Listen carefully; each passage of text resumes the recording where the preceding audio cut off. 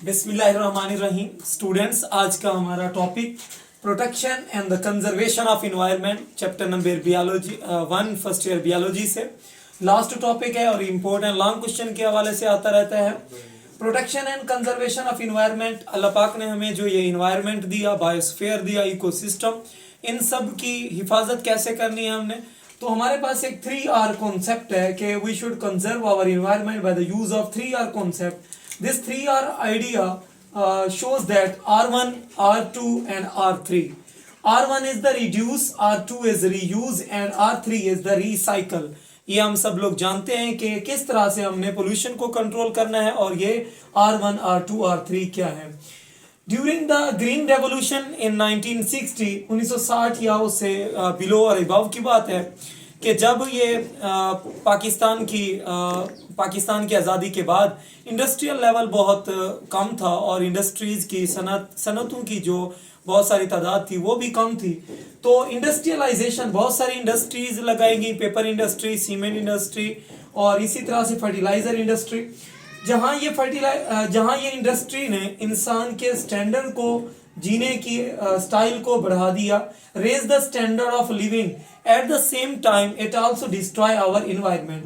के बाद हमने जितनी भी इंडस्ट्रीज लगाई तो उनके जितने फवायद मिले उससे कहीं ज्यादा हमें वो नुकसानात भी हासिल हुए। उसके बाद है इंडस्ट्रियल इफ्लुएंस या इंडस्ट्रियल वेस्ट, के जितनी इंडस्ट्रीज लगाई उनसे निकलने वाला धुआं, उनसे निकलने वाला tons of waste effluence. Effluence mean to flow, it should be a gas, it should be a liquid as well as solid, कि ये कोई ऐसा हमारे पास सॉलिड सब्सटेंस, लिक्विड या गैस सब्सटेंस जो फ्लुएंसी के अंदर हो और इंडस्ट्रीज से निकले, उसको आप नाम देते हैं इंडस्ट्रियल इफ्लुएंट। तो टन्स ऑफ वेस्ट इफ्लुएंट्स, उनमें से कुछ कार्सिनोजेनिक भी थे, यानी ऐसे कुछ जो कैंसर कॉज करते थे, वो तमाम इंडस्ट्रियल इफ्लुएंस भी इंडस्ट्री से निकले। These are injected to the environment by the industry. इन सारों को, इन तमाम इफ्लुएंट्स को, इंडस्ट्रियल हूँ, डोमेस्टिक हूँ, कुछ भी हूँ, इन सब को जो है ना हमारे इन्वायरमेंट के अंदर भेजा गया। इनमें चंद heavy metal like the lead from the automobile, के रिक्शा हो गया, जितनी भी हमारी गाड़ियां हैं, सनत और हरफत हो गई, या फिर ऑटोमोबाइल इंजन है, जितनी भी, इन सब से निकलने वाला जो धुआं है या पेट्रोल है, उनमें सबसे ज्यादा जो हैवी मेटल है वो है लेड। फिर चमड़े बनाने की सनत, टैनरीज में से जो ज्यादातर यूज की जाने वाली वो है मेटल है, हैवी मेटल है, वो क्रोमियम है, जो कि हमारे लिए बहुत ही नुकसानदेह साबित होती है। Environmental pollution has increased alarming level in some countries. Environmental pollution बाज़ ममालिक के अंदर कुछ खतरनाक हद तक पहुंच चुकी है। रिसेंटली 2-3 सालों के अंदर अगर हम देख लें तो हमारे मुल्क पाकिस्तान में लाहौर सिटी के अंदर जो है ना ये अलार्मिंग लेवल 98 dB तक बढ़ गया था। नेक्स्ट है हमारे पास बायो कंपोनेंट, कि अगर हमने इस तमाम पोल्यूशन को कंट्रोल ना किया तो हमारे एनवायरनमेंट और एटमॉस्फेयर के पाए जाने वाले जितने भी बायो कंपोनेंट हैं ये एक हद तक जो है ना खराब हो जाएंगे या डिटोरिएट हो जाएंगे, कि biologist and biology needs to be addressed, कि बियोलॉजिस्ट को इस चीजों से मुताल्लिक या इस तबाही से मुताल्लिक तवज्जो देनी चाहिए। सफर फ्रॉम द इनरिपेयरेबल लॉस, के बायो कंपोनेंट अगर खराब हो गए तो फिर इनको बनाना बहुत मुश्किल हो जाएगा। तो बियोलॉजी ने क्या सोल्यूशन बताया।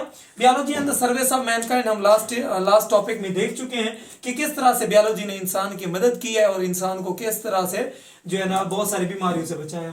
Biology needs attention by the biologist to this problem, biological control by the use of the living organism, biotechnology के प्रोडक्ट हम जितने देखते हैं, क्लोनिंग की बात कर लें तो बहुत सारे बियोलॉजिकल कंट्रोल में एफिड की तरह हमने लास्ट लेक्चर में देखी है एग्जांपल। बायो रेमिडिएशन, 2 नंबर का एक इंपॉर्टेंट शॉर्ट क्वेश्चन होता है कि what do you know about bio remediation, give one example. ये दो लफ्जों का कॉम्बिनेशन है, bio mean living organism and remedy mean कोई प्रिवेंशन या क्योर।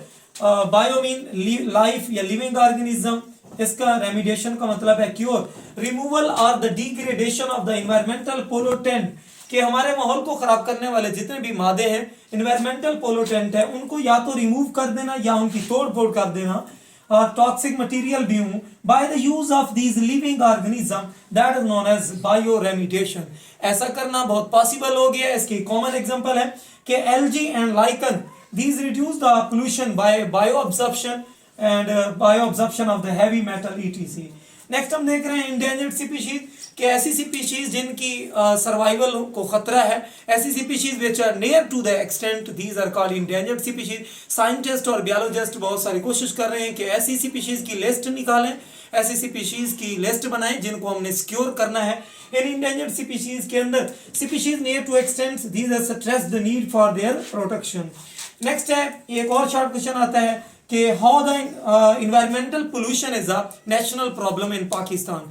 तो याद रखना बच्चे, environmental pollution is a national problem in Pakistan. उसकी reason because our rivers, canals are highly polluted with the mixing of the city sewage as well as industrial waste.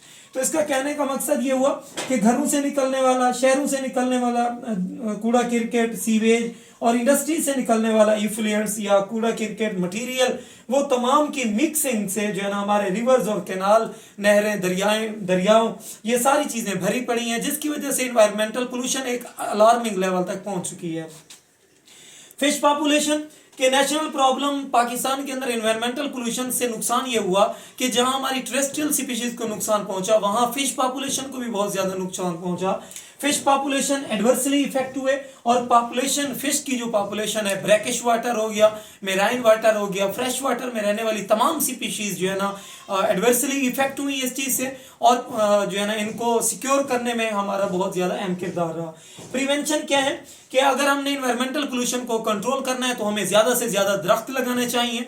फिर उसके बाद हमें we should use lead free petrol, और जितनी भी industries हैं इनको जोर देना चाहिए कि वो एग्जॉस्ट फ्री पेट्रोल यूज करें, या इंडस्ट्रीज वालों को कहना चाहिए कि वो एग्जॉस्ट फ्री पंप यूज करें अपने इंडस्ट्रियल प्लांट्स के लिए। Thank you so much, this is all about protection and the conservation of environment. ये था आपका एक लास्ट टॉपिक। Thank you.